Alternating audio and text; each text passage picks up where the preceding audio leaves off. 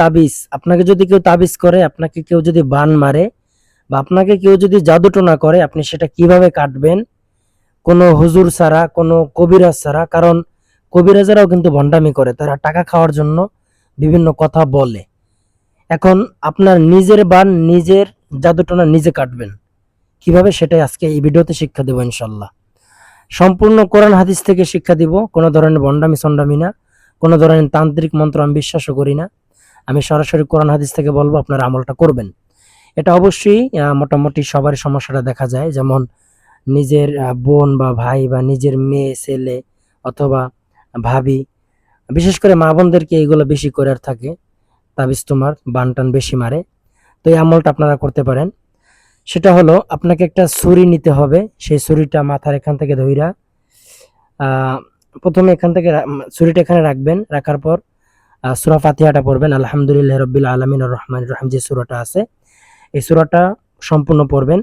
গয়রিল মাগদুবি আলাইহিম ওয়ালাদ-দাল্লিন পর্যন্ত শেষ কইরা আমিনটা বইলেই ছুরিটা এখান থেকে শুরু কইরা টানতে টানতে টানতে টানতে একদম পায়ের নিচ পর্যন্ত নিয়ে যাবেন। ব্যাস একবার হলো। আবার ছুরি এখানে রাইখা আবার শুরু করবেন, আলহামদুলিল্লাহি রাব্বিল আলামিন আর রহমানির রহিম সূরাটা শেষ কইরা আমিন পর্যন্ত শেষ করে আবার এখান থেকে টানতে টানতে টানতে টানতে নিচ পর্যন্ত যাবেন দুইবার।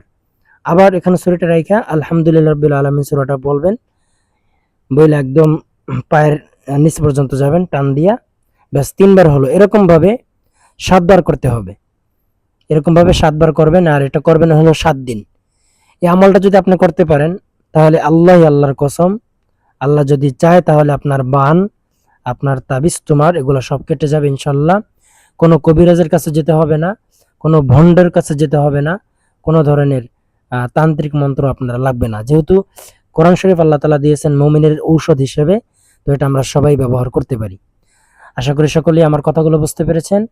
তো দৈনন্দিন এরকম ইসলামিক ভিডিও পাওয়ার জন্য আর যে কোনো বিষয় জানার জন্য আপনারা অবশ্যই আমাকে কমেন্টে জানাবেন। যদি কোনো বিষয় জানার থাকে বা মাথা ব্যথা বা যে কোনো তদবির যদি আপনার জানার প্রয়োজন হয়, আমাকে অবশ্যই কমেন্টে বলবেন। আমি ইনশাল্লাহ কোরআন হাদিস মোতাবেক রিপ্লাই দেওয়ার চেষ্টা করব। আসসালামু আলাইকুম। আর অবশ্যই সকলে আমার চ্যানেলটাকে সাবস্ক্রাইব করে রাখবেন পরবর্তী ভিডিও দেখার জন্য। আসসালামু আলাইকুম রহমতুল্লাহি ওয়া বারাকাতুহু।